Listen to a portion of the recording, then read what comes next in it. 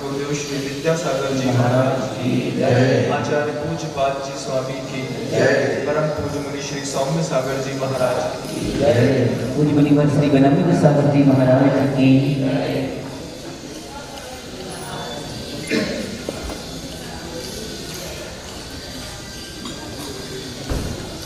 इष्टोपदेश नामक ग्रंथ के ऊपर आप कुछ अपना मन बना करके सुनने के लिए यहाँ पर आए हैं। कल बड़े महाराज श्री ने जैसा बताया था कि सम्यक दर्शन के जैसे 8 अंग होते हैं, ठीक ऐसे ही सम्यक ज्ञान की प्राप्ति के लिए भी 8 अंग कल बड़े महाराज श्री के मुख से हमने सुने थे। जब उस सम्यक ज्ञान के उस 8 अंग का पालन नहीं करते हैं और ज्ञान की अपेक्षा करते हैं, तो वे 8 अंग का पालन न करने पर वे ही दोष के रूप में परिणत हो जाते हैं। तो उसमें पहला दोष है कि समय का ध्यान न रखना, कालाचार। फिर शब्दाचार, अर्थाचार, उभयाचार, विनयाचार, अनिम्नवाचार, उपधानाचार इत्यादि ऐसे 8 दोष माने गए। तो आगम जिनवाणी के लिए बहुत बड़ी बात ये कही जा रही कि सबसे पहले सभी लोग समय का ध्यान रखें। इससे भी देशना समझ पे सही समय पर आती है। फिर शब्द का अर्थ अच्छे से निकालें। पहले शब्द का उच्चारण अच्छे से करें, फिर उसका अर्थ भी अच्छे से निकालें। फिर अर्थ और उच्चारण दोनों को अच्छे से समझें, फिर उसकी विनय भी करें। साथ ही साथ जिससे पढ़ा है उसका नाम भी ना छिपावें और उसको बाद में फिर से अवधारित करें, विस्मृत न करें। इस प्रकार ये 8 दोष जो है, अंग जो है, इनका सही पालन नहीं करने पर ये ही 8 दोष के रूप में परिवर्तित हो जाता है। कल से आप लोगों को यहाँ पर पुस्तक भी मिल जाएगी और एक पुस्तक भी आ गई है और साथ में ही कई ऐसी जानकारियां होती हैं, कई ऐसी धारणाएं होती हैं जो आगम से हमें प्राप्त नहीं हुई लेकिन हमारे जीवन का अंग बन गई। उन धारणाओं के परिष्करण के लिए स्वाध्याय बहुत जरूरी है और जब हम इस ग्रंथ का स्वाध्याय करेंगे तो साथ ही साथ हमारी कई पूर्व की धारणाओं में भी कुछ कुठाराघात होगा और उस कुठाराघात को करने पर ही, जैसे हथौड़ी छेनी के माध्यम से पत्थर पर कुठाराघात होता है तो उसमें से एक आकृति का, सही आकृति का निर्माण होता है। ठीक इसी प्रकार जब हम अपनी पूर्व की अनंत काल की कई धारणाओं पर आगम के माध्यम से पुनः कुठाराघात करेंगे तो हम ही आगे चल करके इसी आगम के माध्यम से कुछ और निखर करके और अपने आप के लिए भी और दुनिया के लिए भी आश्चर्य प्रकट करने वाली एक अच्छी चीज बन जाए। कल आचार्य पूज्यपाद स्वामी के बारे में आपने सुना कि भगवान पूज्यपाद स्वामी के पैर में लेप लगाकर विदेह क्षेत्र जाने की शक्ति उन्हें प्राप्त थी। आगम ग्रंथों को उठाकर जब हम देखते हैं तो उसमें एक कारिका और आती है, अपाकुर्वन्ति यद वाचः काय वाक् चित्त संभवम् कलंकम अंगिनाम सोयम देवनंदी नमस्यते। आचार्य देवनंदी महाराज को नमस्कार किया गया। वे देवनंदी महाराज कैसे हैं? तो आगम ग्रंथ कहते हैं अपाकुर्वन्ति यद वाचः, जिनकी वाणी के माध्यम से दूर होते हैं। क्या दूर होता है?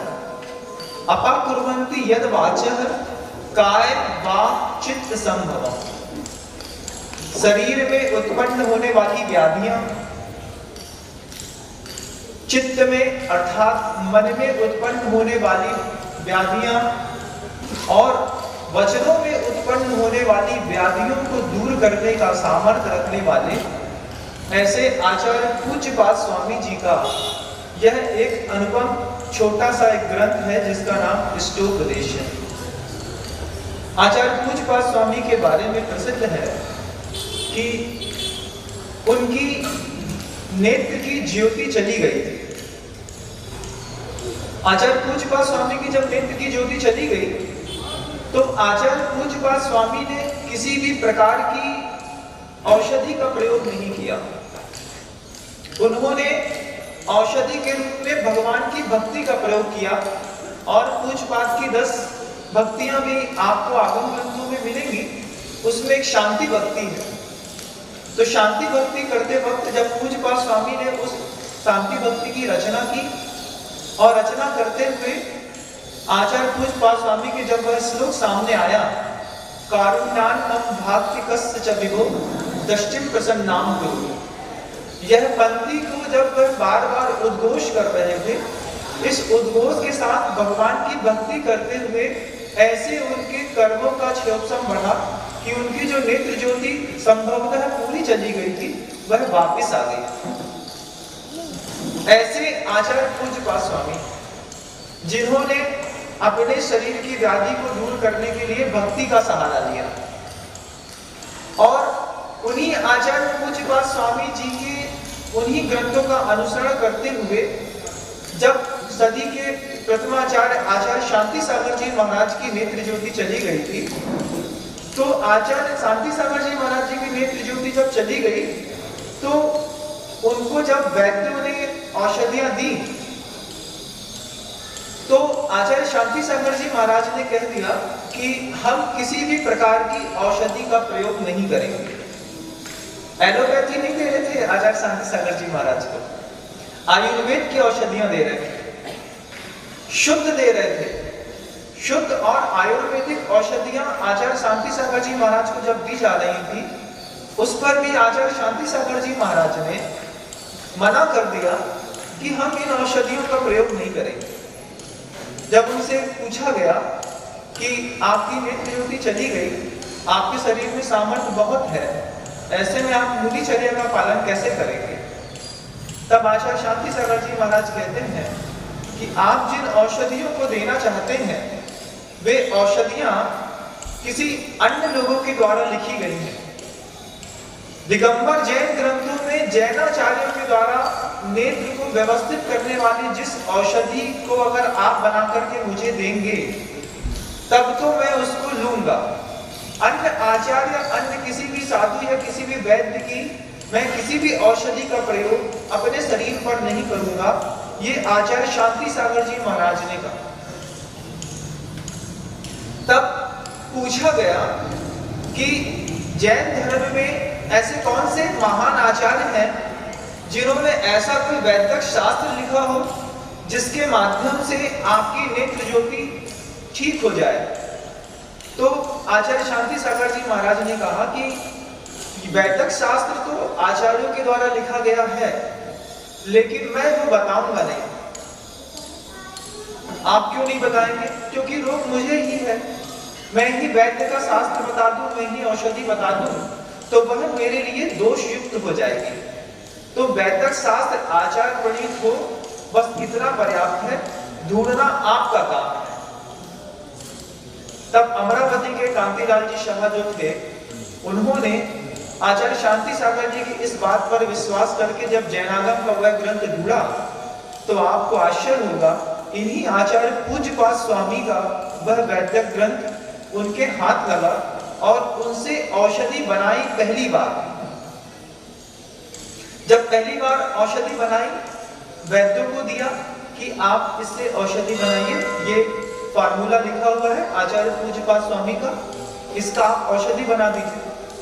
तो वैद्यों ने, वो अजैन थे, वैद्य बनाने वाले, लेकिन औषधि के जो बनाने वाले गुरु थे वे आचार्य पूज्यपाद स्वामी थे।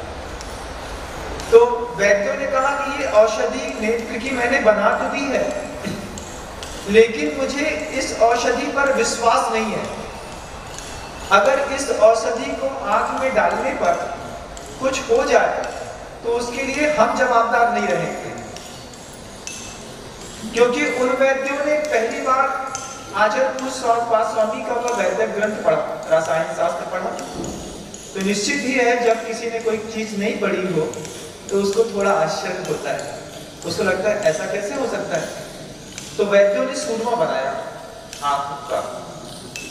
उस आंख के सूरमा को बनाने के बाद वैद्यों ने कह दिया, इसमें इतने विषाक्त और जहरीले पदार्थ आपने डलवाए हैं, अगर इससे आंख में कोई दोष पैदा हो जाए उसके लिए हम जवाबदार नहीं है।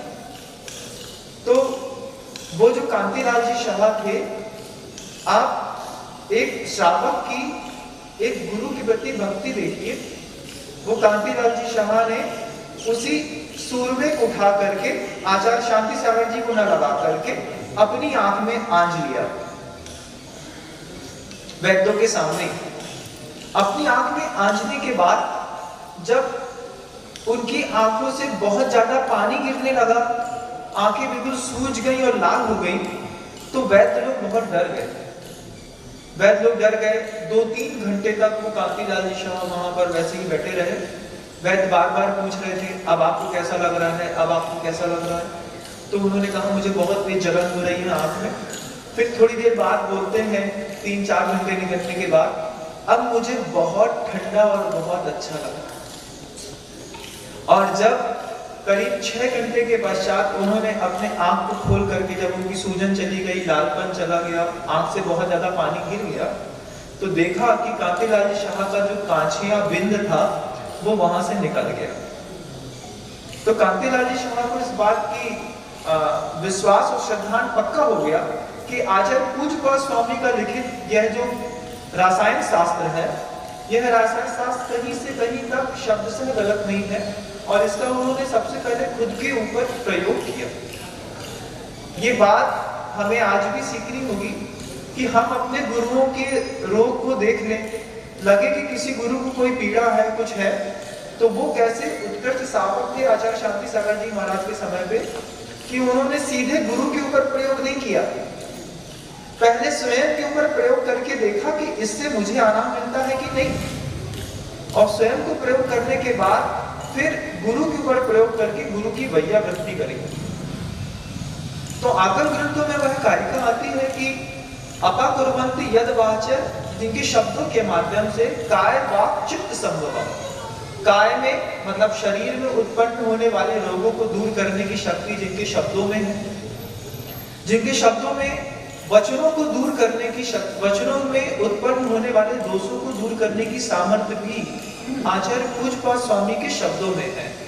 तो वचनों के दोष को दूर करने के लिए आचार्य पूज्य स्वामी ने जैनेन्द्र व्याकरण नाम करके पूरी व्याकरण का ग्रंथ लिखा, जो पाणिनि व्याकरण के ऊपर आज भी भारी पड़ता है। और आश्चर्य होगा कि अब उस ग्रंथ की वैयाकरण करने वाले जो लोग हैं, पढ़ने वाले जो लोग हैं, उस ग्रंथ को पढ़ते पढ़ते उस ग्रंथ के सूत्रों में ऐसा गुम हो जाते हैं कि उनको बड़ा आश्चर्य प्रतीत होता है कि कोई जैन संत ने, जैन साधु ने इतना मोटा, इतना व्यवस्थित और प्रत्येक सूत्र की सिद्धि करने वाला ऐसा ग्रंथ कैसे लिखा होगा। तो जब शब्दों की शुद्धि करने के लिए जैनेन्द्र व्याकरण, शरीर के शोधन करने के लिए उन्होंने रासायन शास्त्र लिखा आचार्य पूज्य स्वामी ने। उन्हीं आचार्य पूज्य स्वामी ने काय वाक चित्त और मन की शोधन करने के लिए यह इष्टोपदेश नामक ग्रंथ लिखा। समाधि तंत्र भी आचार्य पूज्य स्वामी की वह कृति है जो साधक को प्रत्येक समय एक ऐसा अद्भुत रास्ता दिखाती है कि जिसको देख करके चर्या पर चलने वाले भी जो साधु हैं वो अपनी स्थिरता को और प्राप्त करते हैं। ऐसी तो इस ग्रंथकार की, इस ग्रंथ की दोनों की महिमा जब तक हमारे मस्तिष्क पर अवधारित नहीं होगी तब तक हमें इन सूत्रों का मूल्य पता नहीं चलेगा। तो सबसे पहले हमने आपको ग्रंथकार की महिमा और उनकी शक्ति से परिचय कराया। ग्रंथ की शक्ति यह है कि यह ग्रंथ आत्मा का विवेचन करता है। इसमें पूरी की पूरी बातें आत्मा को लेकर के चलेंगी, और जब कभी भी हमको कहीं पर भी आत्मा की बात सुनने को मिले तो हमें सावधानी की आवश्यकता बहुत ज्यादा हो जाती है, क्योंकि आत्मा वह वस्तु है कि जिसके माध्यम से मोक्ष का अंतिम पुरुषार्थ किया था। आत्मा के माध्यम से ध्यान लगा करके सीधा आदमी मोक्षगामी बनता है, और वह अंतिम विवेचना को करने के लिए आचार्य पूज्यपाद स्वामी ने इष्टोपदेश नामक ग्रंथ को रखा। इस ग्रंथ की अंतिम कारिका को मैं पहली कारिका के साथ जोड़ना चाहूं कि अंतिम कारिका, जब 49 कारिका 50 कारिका आपको आचार्य पूज्यपाद स्वामी आत्म तत्व के बारे में बताएंगे, उसके बाद में वो बताएंगे कि मैंने ग्रंथ को क्यों रचा। तो जब अंतिम कारिका में आचार्य पूज्यपाद स्वामी कहते हैं जीवोन्य पुद्गलश्चान्य इत्सौ तत्व संग्रह यद्यत् उच्यते किंचित सोस्तु तस्सैत विस्तर, कि जीव अलग है और पुद्गल अलग है। मात्र इस बात के संबंध को, विच्छेद को दिखाने के लिए आचार्य पूज्यपाद स्वामी ने यहाँ पर यह 50 कारिकाओं का, 51 कारिकाओं का यह छोटा सा अनुपम ग्रंथ रखा है। इस ग्रंथ के विस्तार को अगर आप बहुत कुछ देखना चाहें तो इसी ग्रंथ की शैली को विस्तृत करते हुए आचार्य कुंद भगवान ने समय सार नामक ग्रंथ रचा है।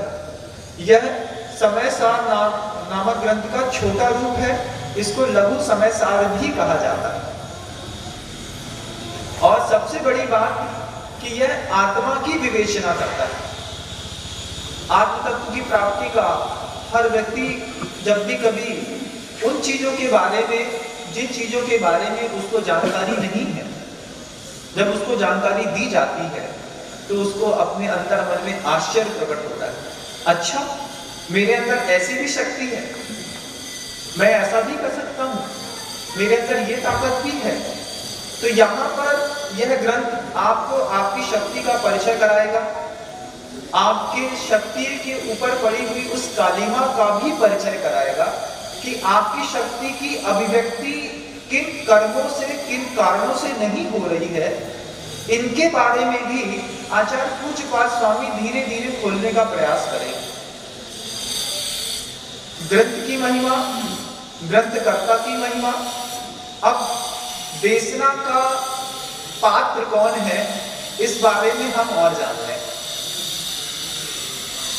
क्योंकि ग्रंथ सुन रहे हैं। ग्रंथकर्ता के बारे में अभी हमने मंगलाचरण भी किया है कि अस्य मूल ग्रंथकर्ता है श्री सर्वज्ञ देवा, तद उत्तर ग्रंथकर्ता है गणधर देवा, प्रतिगण देवा, तेसाम वचोनुसार माशात श्रीमद आचार्य प्रवर पूज्यपाद दैवेर विरचितम्। ये ग्रंथ की मंगलाचरण ये बताता है कि आचार्य पूज्यपाद स्वामी ने यह ग्रंथ स्वप्रज्ञा या स्वविवेक से नहीं लिखा, उन्होंने परंपरा से प्राप्त हुए ज्ञान से लिखा, जिसको हम आगम कहते हैं। आगच्छति इति आगमन, जो आया है, गणधर परंपरायाम आगच्छति इति आगमन, जो गणधर परमिष्टियों की परंपराओं से जो हमें प्राप्त हुआ है, आगम उसको कहते हैं। और उसी परंपरा से प्राप्त ज्ञान को आचार्य पूज्यपाद स्वामी ने इष्टोपदेश नामक ग्रंथ पर लिखा। और पुरुषार्थ सिद्धि उपाय में आचार्य अमृतचंद जी स्वामी देशना के पात्र की विवेचना करते हुए कहते हैं कि धर्म देशना का पात्र कौन है, देशना सुनने का अधिकारी कौन है। हम यहाँ पर आ तो गए थे बंधुओं, महाराज से अपेक्षा भी कर दी है कि महाराज आप देशना दीजिए, कुछ अच्छा ग्रंथ लगाइए। तो उसके लिए आचार्य पूज्यपाद स्वामी के उस कारिका और उन शब्दों को हम छोड़ नहीं सकते, जिसमें आचार्य अमृतचंद जी स्वामी कहते हैं कि जिसका मद्य मांस और मधु का त्याग हो, 5 उदंबर फल खाने का जिसका त्याग हो, और जिसकी बुद्धि शुद्ध हो, वह देशना का अधिकारी है। एक बार हम सभी अपने अपने अंतर मन को टटोलें और देखें कि आचार्य अमृतचंद जी स्वामी जिस देशना के पात्र की घोषणा कर रहे हैं उसमें हमारी प्रवृत्ति कितनी है? क्या हमारा मद्य मांस और मधु का त्याग है? आप स्वयं देख लें। हाँ, कुछ लोग ऐसे हैं कि जीवन में जिनको कभी जरूरत नहीं पड़ती, लेकिन परोक्ष रूप से अगर कुछ ऐसी दवाइयां या ऐसे साधनों का हम प्रयोग करते हैं जिसमें ये सब चीजें मिली हुई होती हैं और हमें वो पता भी रहता है। मान लीजिए कोई द्राक्षास्रव लेते हैं, अशोकारिष्ट लेते हैं और भी कोई ऐसी लिक्विड लेते हैं जिसमें बॉटल के ऊपर लिखा रहता है सेल्फ जनरेटेड एल्कोहल। कि वो सेल्फ जनरेटेड एल्कोहल क्या है कि उसमें कुछ भोज्य पदार्थ ही मिलाए हैं। मान लीजिए अंगूर मिलाया है या फिर आंवला मिलाया है या फिर कुछ और भी मिलाया है, लेकिन उसमें पानी या किसी अन्य रस पदार्थ की संयोजना से उसकी ऐसी प्रक्रिया बनती है कि उस प्रक्रिया में वहां पर अपने आप मादक तत्व की निर्माण होना शुरू हो जाता है और मादकता उस पदार्थ में वस्तु के कारण नहीं आती है, जीवोत्पत्ति के कारण आती है। तो कई ऐसे लिक्विड फॉर्म में आने वाली जो दवाइयां हैं, चाहे वो आयुर्वेदिक हो या फिर वह एलोपैथिक ही हो, अगर वो आप लेते हैं तो निश्चित ही उसमें कहीं ना कहीं आपको मद्य का, मांस का दोष लगता है। बात सिर्फ विवेक को जागृत करने के लिए कही जा रही है। त्याग करना नहीं करना यह आपकी स्वयं की प्रज्ञा का निर्णय है। हमने कहा ना, आप सिर्फ अपने आप को टटोल के देखिए कि आचार्य अमृतचंद जी स्वामी जिस देशना के पात्र की घोषणा कर रहे हैं, हमारे व्यवहारिक आज के वर्तमान जीवन में उस देशना के पात्र की हमारी स्थिति कितनी और कैसी है। तो मद्य मांस मधु का त्याग हो और साथ में 5 उदंबर फल जिसमें अंजीर आता है। आप लोगों ने बड़, पाकर, पीपल, कटूमर, कूमर, गूलर ये नहीं खाए होंगे, लेकिन अंजीर जरूर खाया होगा। और ठंडी के दिनों में प्रायः करके मैं आपको बता देता हूँ कि ठंड के दिनों में प्रायः करके जो लोग अपने फिजिक को मेंटेन करना चाहते हैं उनको सप्लीमेंट के रूप में अंजीर का पाउडर दिया जाता है। और जो सप्लीमेंट आप पाउडर के फॉर्म में खाते हैं अपनी बॉडी को, फिजिक को मेंटेन करने के लिए कि इससे हमारा फिजिक मेंटेन रहेगा, हमारे पैक्स बनेंगे, हमारे बाइक्स अच्छे दिखेंगे, और जो जिम जाने वाले लोग होते हैं उनको अंजीर के पाउडर के कंटेंट के साथ ही सप्लीमेंट्स दिए जाते हैं जिनसे उनकी फिजिक में मोटापन आता है। और ठंडी के दिनों में प्रायः करके ये औषधि के रूप में कई परिवारों में प्रयोग होता है। और अंदर एक लसलसा पदार्थ होता है बंधुओं, जिसमें क्लास्ट्रोफेरा नाम का एक ऐसा मादक कीट होता है जो वहीं पे पैदा होता है, वहीं पे मरता रहता है, और जिसके कारण वह धीरे धीरे धीरे धीरे बाहर से ऐसा लगता है जैसे हल्की सी फफूंद लग गई है और अंदर वो बिल्कुल लसलसादार बना रहता है। उस अंजीर का भी प्रयोग अगर आपके जीवन में होता है तो आप एक बार अपने आप को और संशोधित कर लें। बात आती है देशना के पात्र की, तो पात्र की घोषणा कर दी कि देशना का पात्र कौन है। तो मद्य मांस मधु और 5 उदंबर फल को छोड़ करके जिसकी बुद्धि बिल्कुल पवित्र है, पवित्र बुद्धि भी चाहिए, मात्र अभक्ष पदार्थों के त्याग से नहीं बन रही, बुद्धि की पवित्रता भी चाहिए। बुद्धि पवित्र है ऐसा शुद्ध दिया स देशना पात्र करता है, वो देशना का पात्र है। फिर हम ऐसा भी कह सकते हैं कि हम 5 उदंबर फलों का प्रयोग नहीं करते, मद्य मांस मधु का प्रयोग भी नहीं करते, हमारी बुद्धि भी पवित्र है और हमारे हाथ में पुस्तक भी है, सामने गुरु भी है, वाचना चल भी रही है, उसके बाद भी देशना समझ में नहीं आती।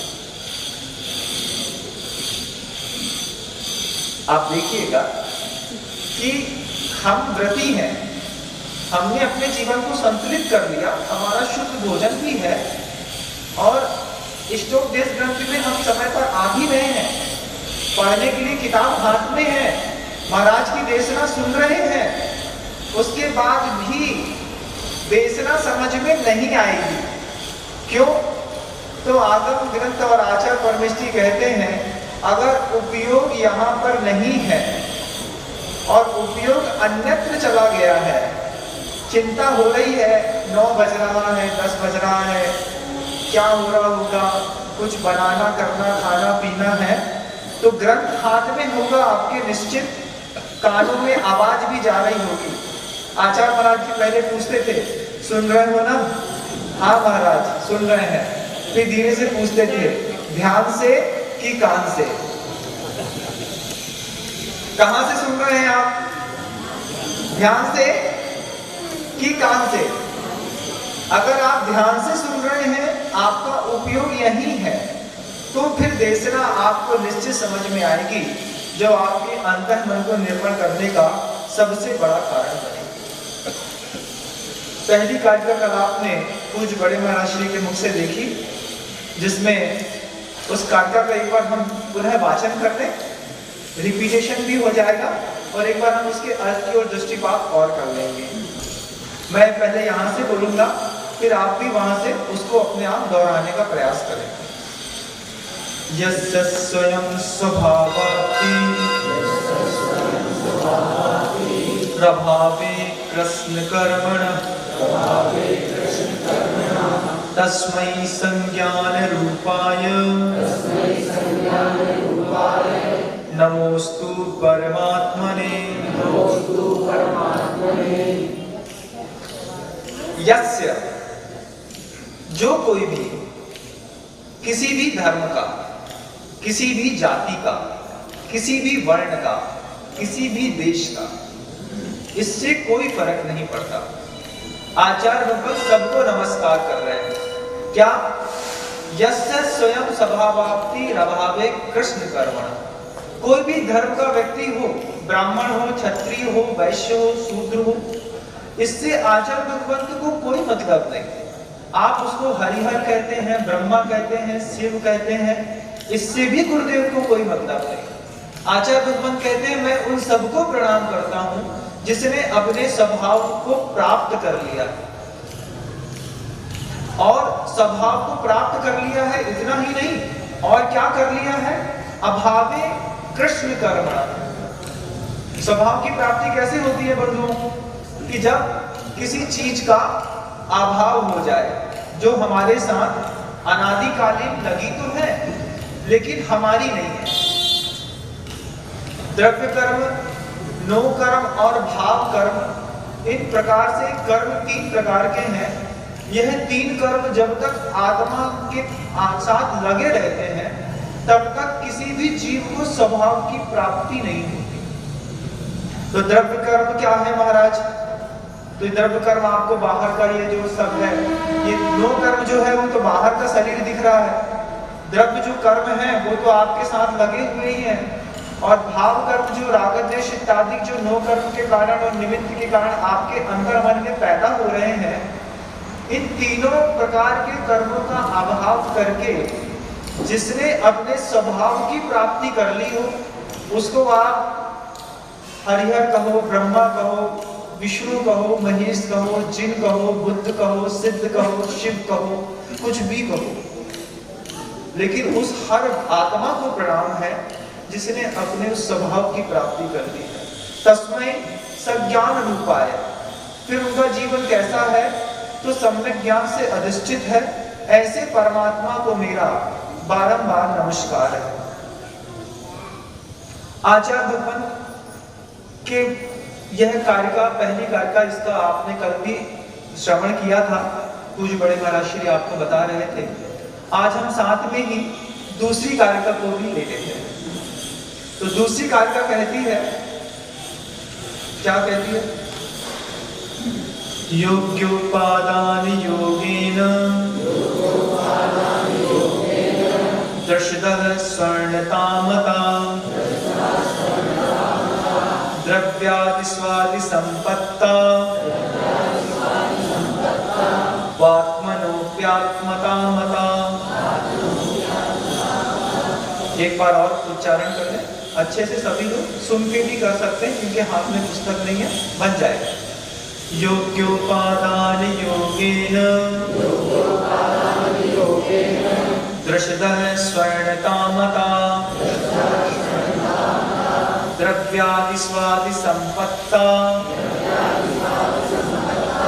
वात्मनोऽप्यात्मकामता।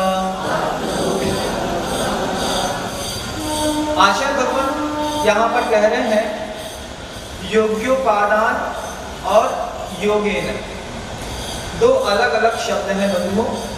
पहले तो कह रहे हैं कि योग्य उपादान हो। उपादान किसका नाम है महाराज? हम उपादान के बारे में जानते नहीं।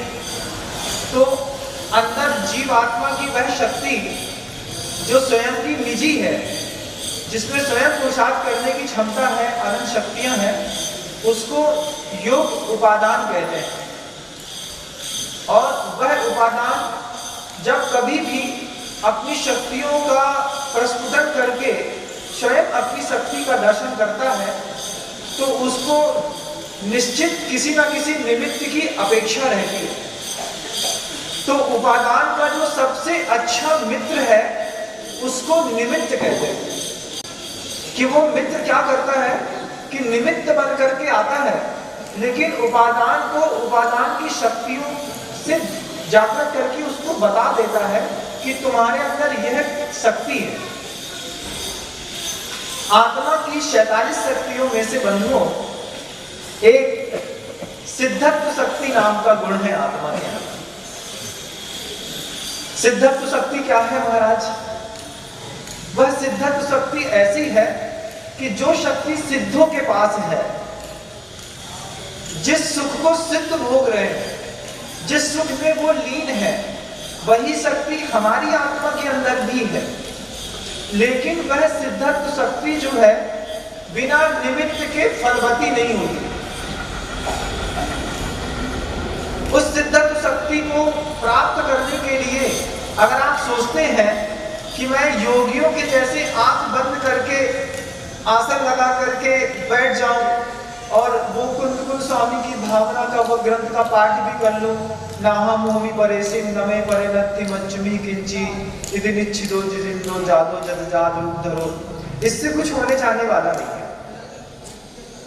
आपको पूरा समय सार भी याद हो तो भी आपको आत्मा के दर्शन होने वाले नहीं है। आपको पूरा सिद्धांत भी आता हो तो भी आपको आत्मा दृष्टिगोचर होने वाली नहीं है। महाराज चाहते तो है कि आत्मा का दर्शन हो जाए, और आप कहते हैं होने वाला नहीं। हाँ बताओ, आपके चाहने से आपको कितनी चीजें मिली है, आप ये बता दीजिए। आज तक आपके चाहने से आपको क्या क्या मिला है? आपने चाहा, हम जब व्यवहारिक रहता है आदमी, छोटा सा बच्चा रहता है ना, सोचता है एक एरोप्लेन मिल जाए तो क्या मिल गया है? बड़े होके कलेक्टर बनेंगे तो क्या बन गए? चाहते तो बहुत कुछ है, लेकिन पलने में आता क्या है? हम चाहते हैं सिद्ध परमेष्ठी जैसा बनना, हम चाहते हैं अरिहंत परमेष्ठी जैसा संपन्न शक्ति संपन्न बनना। तो क्या आपके चाहने से मिल जाएगा? किसी को भी आत्मा का दर्शन चाह रहे हैं तो क्या मिल जाएगा?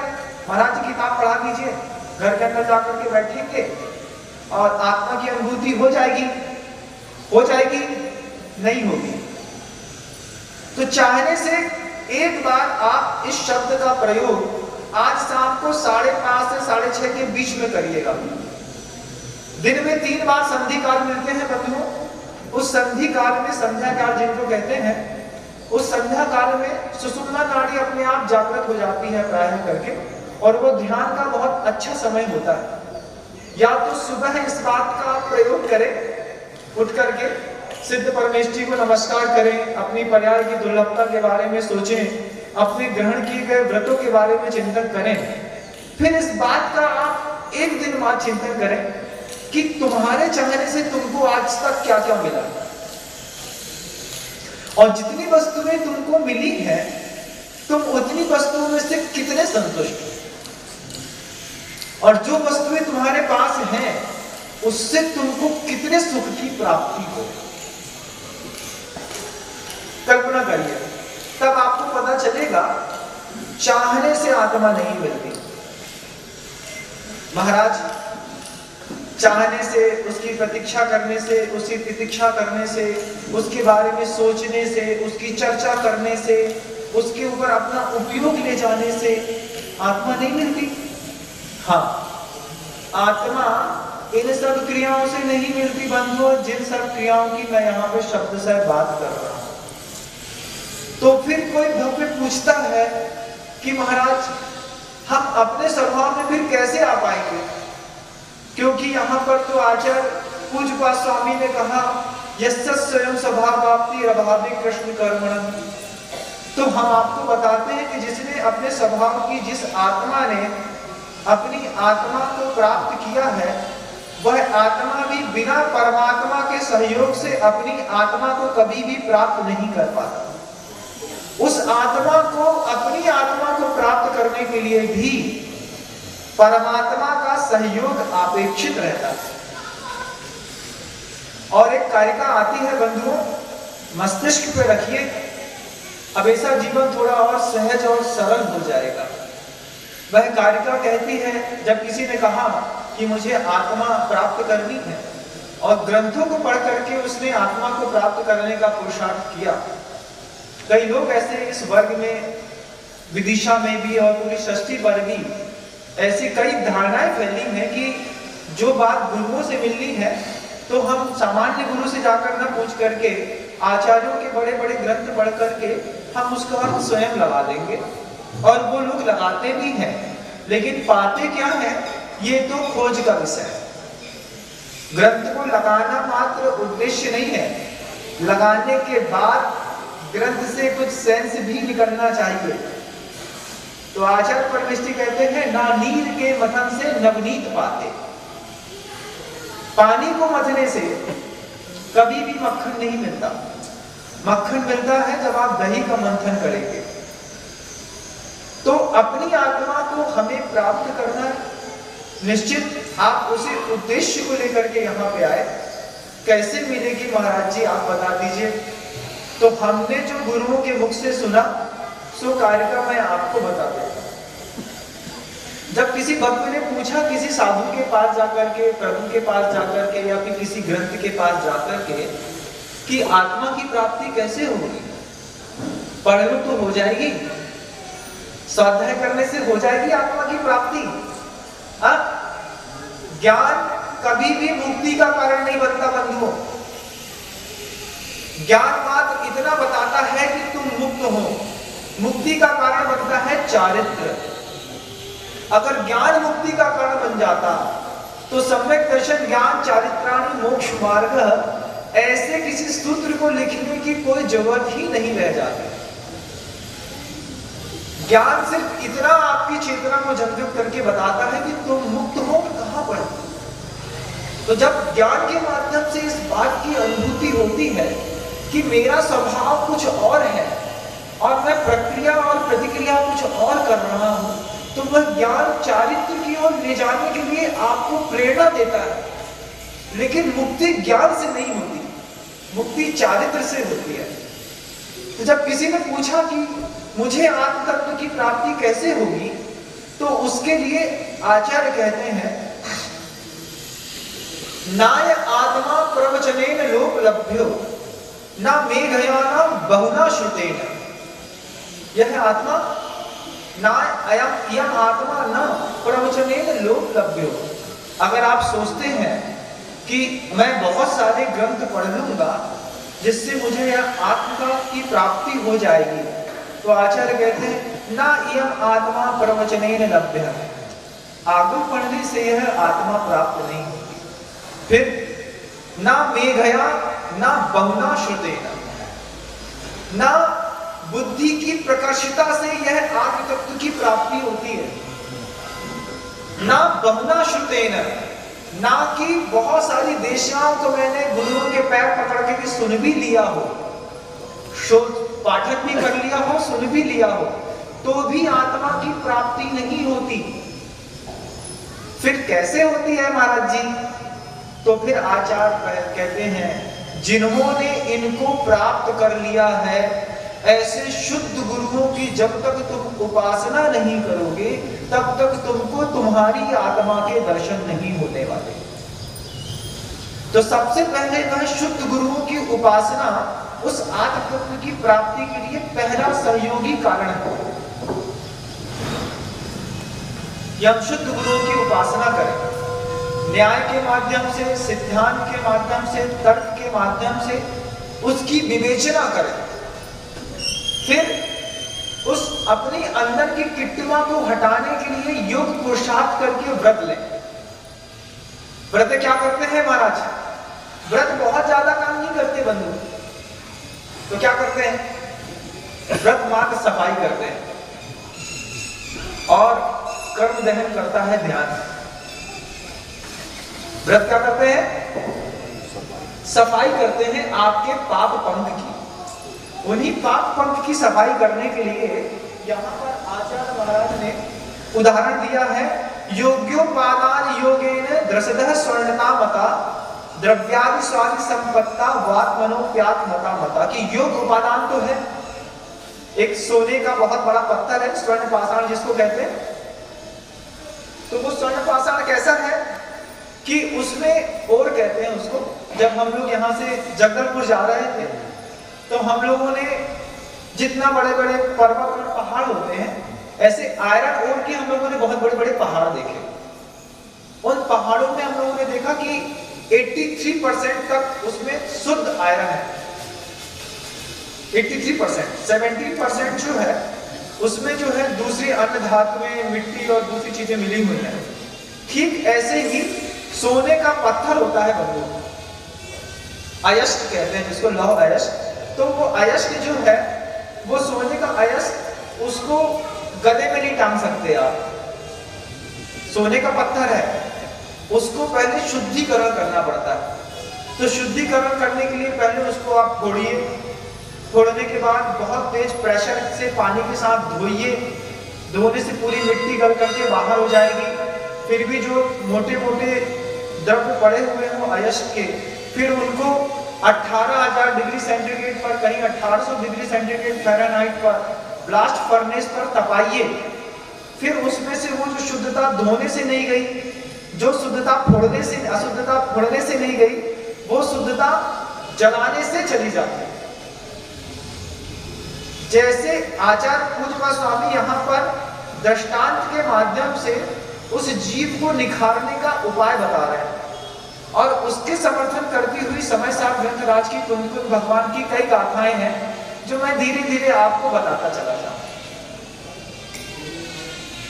तो यहाँ पर सबसे पहले कहते हैं कि पहले तो वह स्वर्ण का पाषाण हो, अंध पाषाण न हो। मतलब उसके उपादान में ऐसी योग्यता हो कि वह उस योग्यता के माध्यम से उस पत्थर से सोना निकाला जा सके।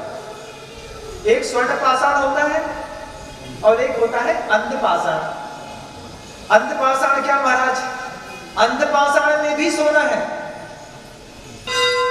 ऐसा नहीं कि अंध पाषाण में सोना नहीं है, अंध पाषाण में सोना तो है, लेकिन उस सोने को आप निकाल नहीं सकते। देख तो सकते हैं अपनी आंख से, लेकिन उसको निकाल नहीं सकते, उसका उपादान इतना सोया हुआ है। आचार्य महाराज जी इसके बारे में उदाहरण देते हैं कि मोर का जो पंख होता है ना बंधु, उस मोर के पंख में भी सोना होता है। पीला पीला दिखता है, देखिए आप, कहीं ना आपको दिख रहा हो, या फिर अंदर के किसी पदार्थ को देखने पर ये जो चमक पीली दिख रही है, इसमें भी सोना है। सोना आपको दिख तो रहा है, लेकिन आप उस पंख से सोना नहीं निकाल सकते। आप उसको देख सकते हैं। यही सोना गाय के दूध में भी होता है। काली गाय हो, देसी गाय हो, और उसके जो रीढ़ की हड्डी रहती है, उस हड्डी में सूर्य केतु नाड़ी रहती है।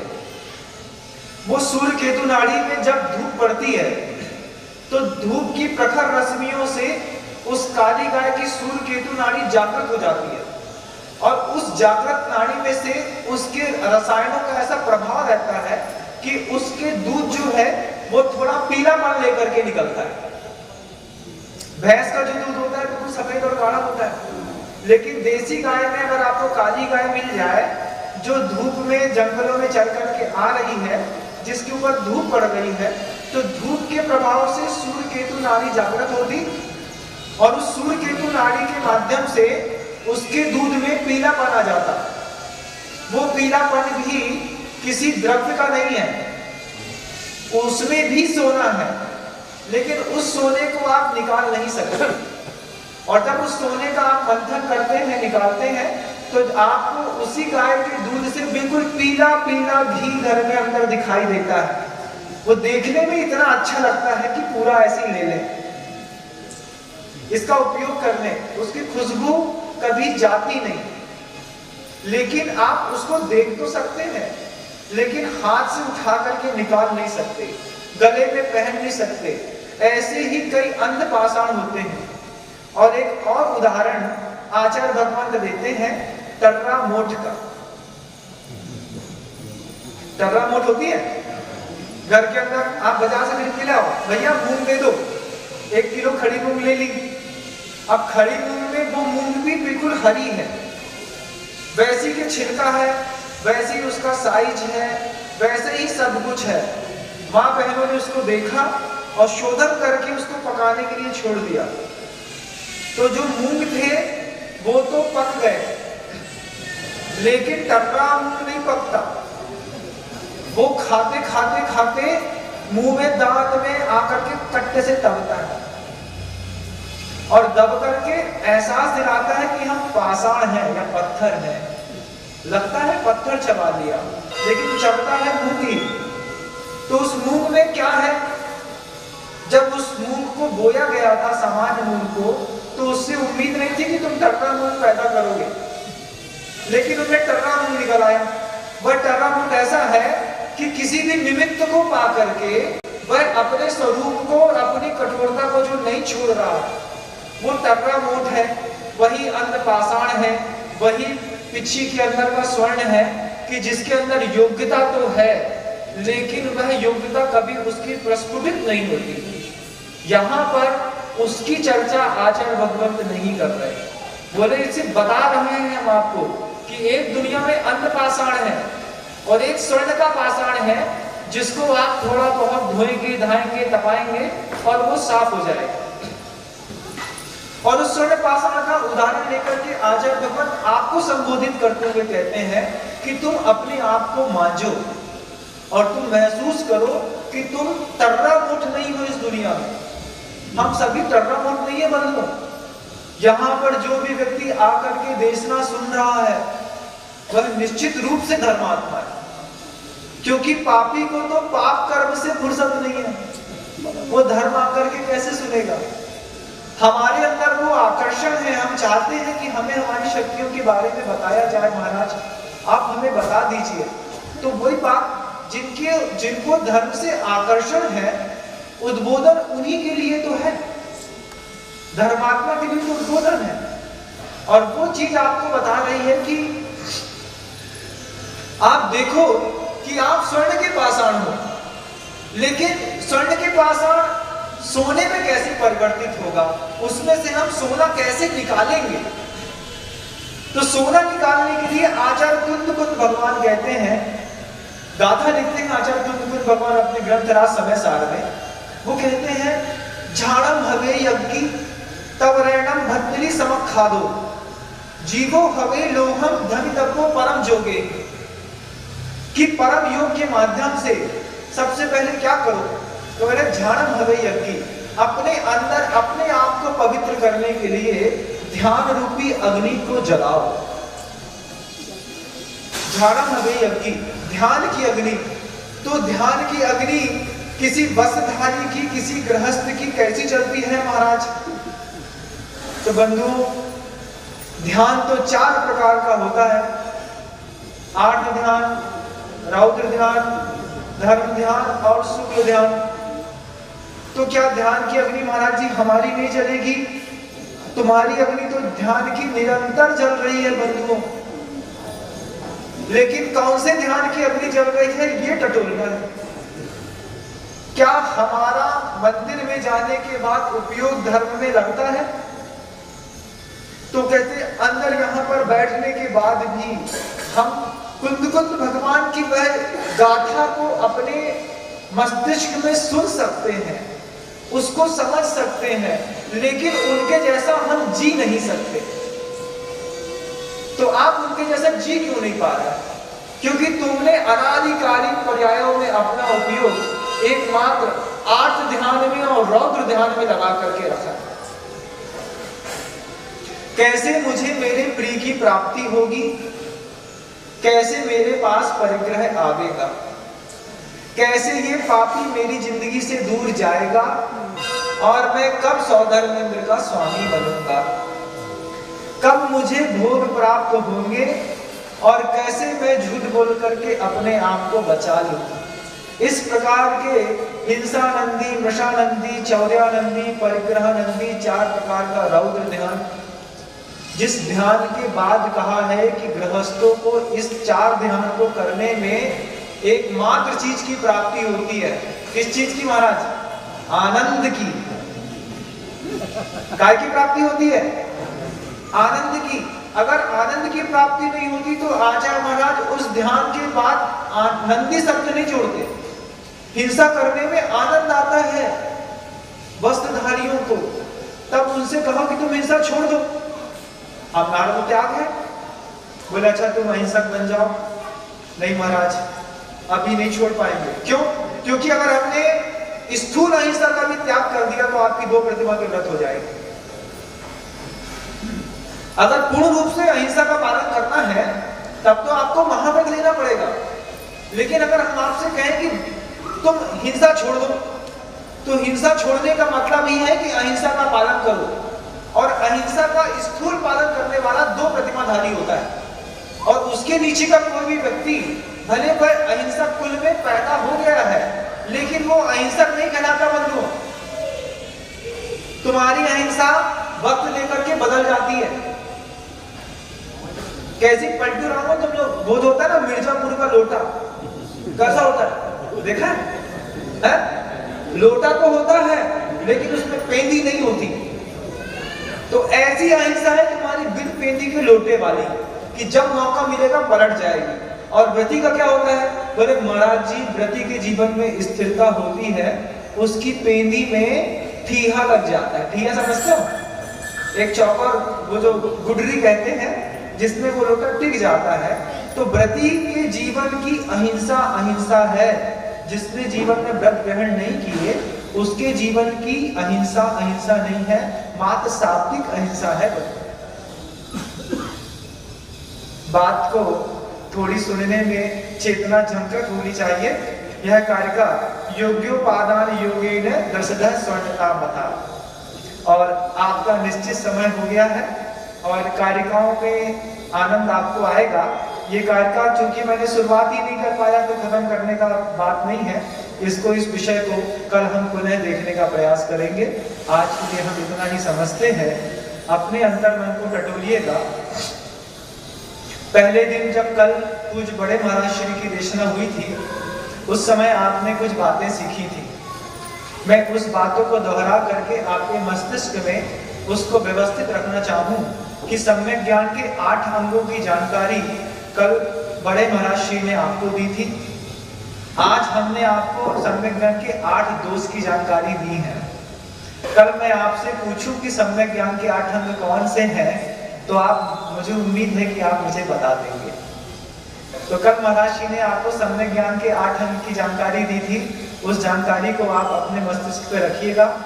और आज आपको ग्रंथकार का परिचय, ग्रंथ की महिमा, देशना का पात्र कौन होता है, अंध पाषाण और स्वर्ण पाषाण में क्या अंतर होता है, हमारी स्थिति कैसी है, इन सब बातों की मैंने जानकारी आपको यहाँ पर आज दे दी है।